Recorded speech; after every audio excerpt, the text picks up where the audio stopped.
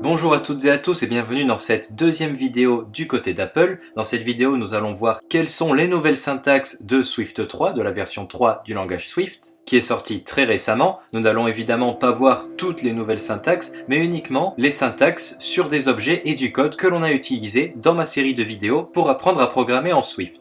Et nous terminerons par un tout petit changement qui a eu lieu dans Xcode.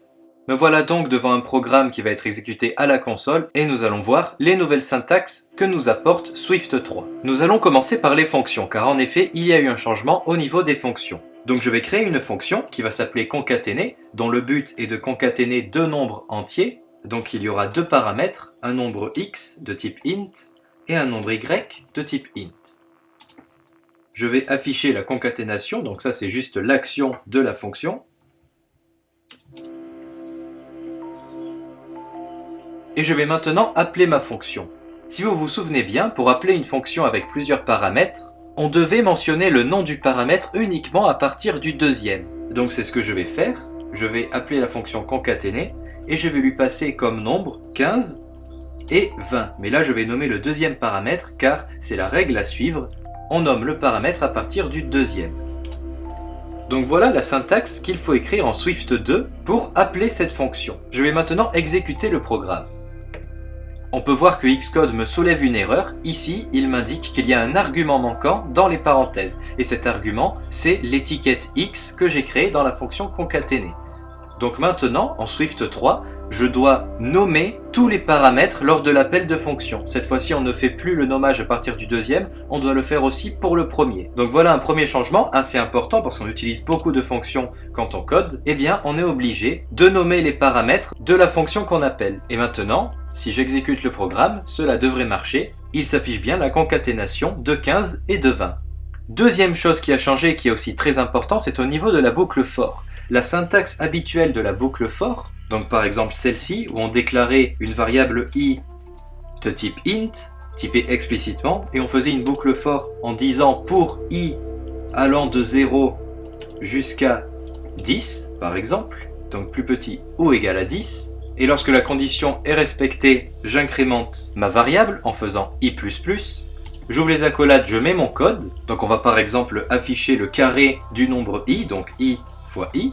Si j'exécute ce code, Xcode va me soulever une erreur et pourtant ce code-là est juste en Swift 2. Alors qu'est-ce qui a changé? Eh bien nous allons voir ça. Donc j'ai une première erreur qui m'indique que le style de la boucle, le style du langage C de cette boucle, a été supprimé dans Swift 3. Et effectivement il y a une autre syntaxe pour faire les boucles en Swift 3. On peut voir aussi qu'il y a deux erreurs qui sont soulevées et si je clique dessus, on me dit que l'opérateur ++ n'est plus disponible, il a été également supprimé dans Swift 3. Donc pour remplacer l'opérateur ++, c'est pas trop grave, j'ai deux solutions. Je peux faire i plus égale 1 pour l'incrémenter de 1, ou je peux alors faire i est égal à i plus 1. Mais cela ne va pas résoudre le problème car mon style de boucle est faux. Alors quel est le nouveau style à adopter? Eh bien c'est une boucle que l'on a déjà vue, c'est la boucle for in, qui était dédiée spécialement au tableau. On l'a vu dans la vidéo sur les boucles, la boucle for in est très utile lorsqu'on veut extraire les éléments d'un tableau. Mais maintenant on va devoir l'utiliser à chaque fois qu'on veut faire une boucle pour, c'est la nouvelle syntaxe en Swift 3. Alors comment passer de ce type de boucle à la nouvelle? Eh bien on va garder for i, ça ne change pas, sauf qu'on va tout de suite mettre le mot-clé in, et ensuite on va indiquer de où à où on va faire varier notre i. Donc pour nous c'était de 0 à 10, donc on va mettre 0, suivi de 3 points, et de 10. Maintenant on a notre i qui varie de 0 à 10 dans la boucle. Si j'exécute le programme, vous voyez qu'il fonctionne, et il va bien m'afficher le carré de 0 à 10. Donc quand on met un intervalle comme ça, le 0 et le 10 sont inclus. Donc voici à présent le type de boucle qu'il faut utiliser. Et vous voyez qu'ici le problème de l'opérateur ++ d'incrémentation ne se pose pas, puisque ce style de boucle là incrémente automatiquement la variable de 1. Donc voici le nouveau style qu'il faut adopter, là aussi c'est assez important. Et c'est à peu près tout pour les bases du code. Maintenant nous allons voir ce que l'on a vu durant notre travail sur les interfaces iOS, parce que là aussi il y a du changement. Comme le premier paramètre dans une fonction doit être obligatoire, vous vous doutez bien qu'il y a des fonctions d'interface graphique qui ont elles aussi changé, et c'est ce que nous allons voir tout de suite. Commençons par le préfixe ns qui a été supprimé en Swift 3 de certains objets. Donc nous l'avions vu pour l'objet timer, dans la vidéo 28 où on écrivait NSTimer, et bien maintenant NSTimer devient juste timer sans le NS, et de même pour l'objet userDefault qu'on écrivait avant NSUserDefault et qui devient maintenant juste userDefault tout court, objet que l'on a vu dans la vidéo 25 lors du chargement et de la sauvegarde de données. Intéressons-nous à l'objet timer. En Swift 2, pour déclarer un timer, on écrivait ceci. On affectait à une variable l'objet NSTimer suivi d'un couple de parenthèses. Et bien maintenant, comme vous l'avez compris, en Swift 3, on a juste à écrire timer, tout simplement. Autre chose qui a changé toujours avec l'objet timer, c'est la méthode pour démarrer le timer. En Swift 2, on écrivait ceci.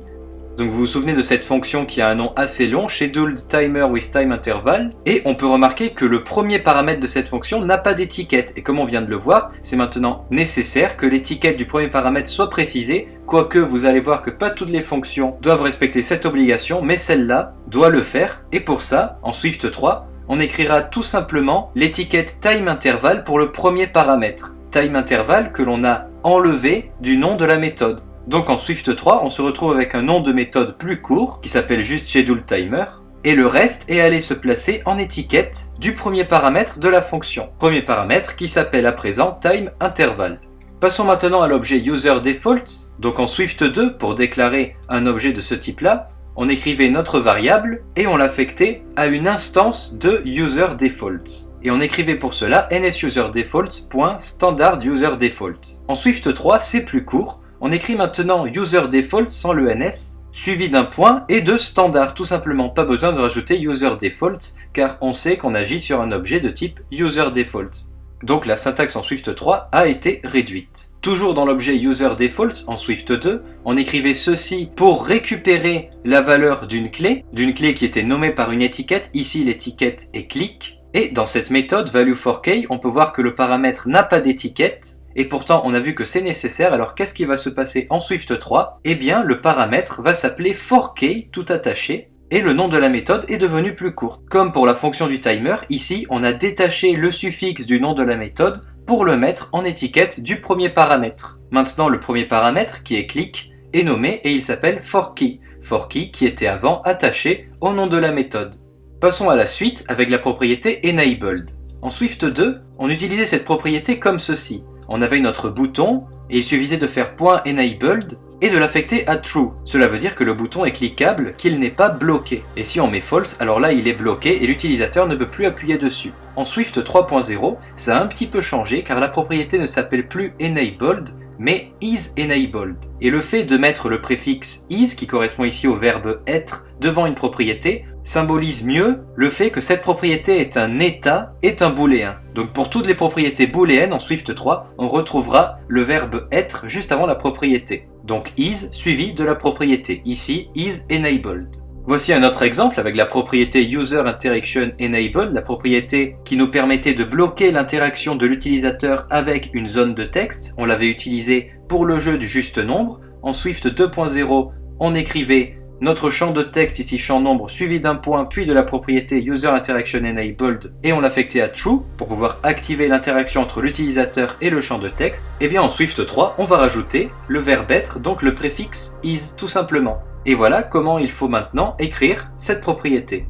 Continuons avec la méthode setTitle, méthode qui permet de changer le titre d'un bouton, le texte d'un bouton. En Swift 2, on écrivait ceci, le nom du bouton suivi d'un point, et on appelait setTitle en mentionnant ici en premier paramètre le titre qu'on lui donnait et en deuxième paramètre l'état du bouton. Pour nous il changeait pas parce qu'on voulait juste le nommer, c'est pour ça qu'on mettait forState.normal. En Swift 3, on pourrait croire qu'il y a une étiquette au premier paramètre de cette méthode, mais en fait il n'y en a pas, c'est un des cas particuliers. La méthode setTitle ne demande pas d'étiquette au premier paramètre, on peut directement ajouter notre nom entre guillemets. Par contre, l'étiquette du deuxième paramètre ne s'appelle plus forState, mais juste for, et l'énumération qui contenait normal a été remplacée par une méthode qui s'appelle UIControlState. Passons à la méthode prepareForSig, une méthode que l'on a vue dans la vidéo 24, qui porte sur le transfert de données. En Swift 2, l'entête de la fonction prepareForSig était celle-ci. On a un premier paramètre qui s'appelle sig, de type UIStoryboardSig,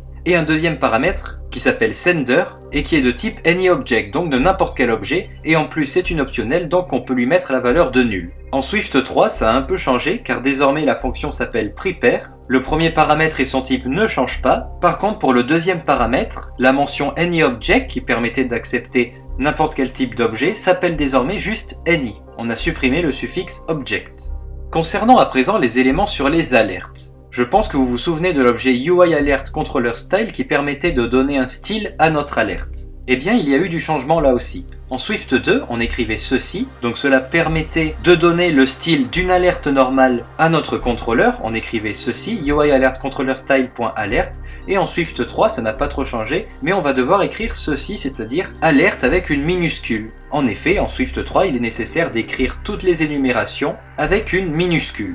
Toujours dans les alertes, il y a la méthode PresentViewController qui a changé, cette méthode qui nous permettait de lier notre alerte à notre vue. En Swift 2, on écrivait ceci, on ciblait la vue contrôleur présente grâce au mot-clé self et on lui passait notre alerte en premier paramètre. Qu'est-ce qui change en Swift 3 ? Eh bien désormais, il faudra écrire non plus PresentViewController mais juste présente. Et on peut remarquer ici que le premier paramètre n'a pas d'étiquette. On a encore ici un cas particulier de méthode qui n'a pas besoin de mention d'étiquette pour le premier paramètre. Ici, seul le nom de la fonction change. Voyons maintenant un changement que je trouve assez pratique et assez intelligent, c'est l'objet UIColor, objet que l'on a utilisé lors de la vidéo sur les sliders et lors de la vidéo sur les alertes pour changer la couleur d'arrière-plan de l'application. En Swift 2, on écrivait par exemple ceci pour avoir la couleur rouge. UIColor.redColor suivi d'un couple de parenthèses.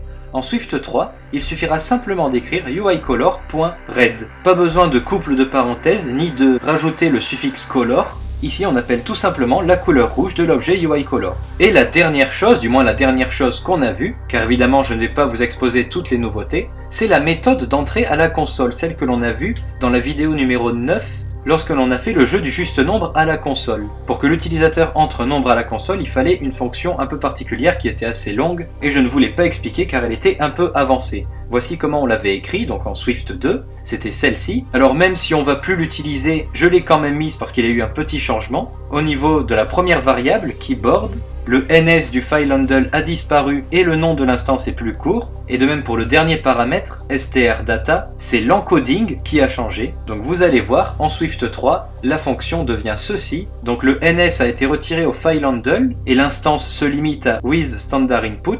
Et le dernier paramètre encoding nécessite maintenant string.encoding.utf8. Donc le chemin pour accéder à l'encodage UTF-8 est mieux décomposé, ce qui permet une meilleure lisibilité. Et donc ça s'arrête là pour toutes les fonctions qu'on a vues jusqu'à présent. Voyons maintenant comment convertir un programme en Swift 2 sur Xcode en Swift 3. Ouvrez donc Xcode, la version 8 bien évidemment, et sélectionnez un projet en Swift 2.0. Moi je vais choisir Test Alert qui est l'application que l'on a faite pour la vidéo sur les alertes. Une fois le projet ouvert, il y a un message qui s'affiche de la part d'Xcode et il nous demande si on veut convertir la syntaxe actuelle de notre code en Swift 3. On peut décider de le faire plus tard en appuyant sur Later ou alors de le faire tout de suite en appuyant sur Convert. Nous, on va appuyer sur Convert. Donc on me demande en quelle syntaxe je veux le convertir. Nous, on va faire Convert to Swift 3. Suivant. Vous laissez les trois éléments sélectionnés, vous cliquez encore sur Suivant, et maintenant Xcode va vous générer la preview, c'est-à-dire une prévisualisation des changements qui vont avoir lieu dans votre code. Sur la colonne de gauche, vous avez les fichiers à cocher où vous voulez que le changement se réalise, donc nous allons tout cocher, comme ici, et vous pouvez voir ce que va devenir chaque fichier en cliquant dessus. Par exemple, le fichier principal pour cette application, eh bien c'est ViewController. Donc si je clique sur ViewController, je vais avoir les changements qui vont se produire. À gauche se trouve la syntaxe en Swift 3 et à droite se trouve la syntaxe en Swift 2. Donc voilà par exemple le premier élément qui est la fonction HelloAction qui est écrite comme ça en Swift 2 et qui sera écrite comme ceci en Swift 3. Donc une fois que vous avez vu les changements qui vont être effectués, vous pouvez appuyer sur Save et cela va sauvegarder les nouveaux changements et vous allez avoir un code tout propre en Swift 3. Vous pouvez toujours appuyer sur le bouton Cancel pour refuser la conversion. Mais si vous ne convertissez pas votre code avec Xcode 8, vous n'allez pas pouvoir l'exécuter correctement. Nous allons cliquer sur Save. Et en un instant, votre code a changé et est désormais en Swift 3, comme on peut le remarquer. Si lorsque Xcode vous a demandé de convertir le code, vous avez cliqué sur Later pour le faire plus tard, eh bien vous pouvez toujours convertir en allant dans la barre de menu, en sélectionnant Edit, puis Convert, et vous cliquez ici To Current Swift Syntax, qui va vous le convertir à la dernière syntaxe de Swift disponible, ici le 3.0. Et vous allez retomber sur les fenêtres précédentes. Donc voilà pour cette mise à jour de syntaxe de Swift. Et pour terminer, nous allons voir un petit changement dans Xcode 8, donc je vais revenir à une seule vue. Et qu'est-ce qui a changé? Eh bien, si je sélectionne ma vue, que j'ouvre l'onglet de droite, la zone d'utilitaire, et que je vais dans la rubrique Size, on peut voir ici qu'il n'y a plus de format de téléphone à sélectionner. Les formats sont partis, alors pourquoi je n'en ai aucune idée, mais en tout cas ils ont été remplacés par des formats plus précis, et c'est des formats que l'on peut retrouver dans une zone qui est en bas, donc en cliquant juste ici, View as iPhone 6s ou le nom de l'appareil qui s'affiche, et en cliquant ici, on va avoir un petit panel avec différentes icônes de téléphone, et chaque icône est un modèle d'appareil. On a par exemple l'iPad Pro, l'iPhone 6s Plus, l'iPhone 6s, l'iPhone SE et l'iPhone 4s. Donc maintenant, on ne peut plus vraiment choisir la taille de téléphone sur laquelle on désire travailler, on va devoir se contenter d'un de ces modèles-là, du moins c'est comme ça que je le comprends, puisque je n'ai pas trouvé le moyen de revenir à un iPhone 6. Le seul avantage, c'est les icônes d'orientation, car maintenant on peut accéder plus facilement à l'orientation paysage et portrait, il suffit de cliquer dessus et l'écran change automatiquement devant nous, ça nous évite de scinder l'écran en deux et d'aller chercher la prévisualisation comme on le faisait avant. Et c'est là-dessus que nous allons clore cette vidéo. Cette vidéo est donc maintenant terminée, merci de l'avoir visionnée, j'espère que vous allez vous familiariser assez vite avec la nouvelle syntaxe, et en attendant je vous dis à bientôt pour un prochain numéro du côté d'Apple.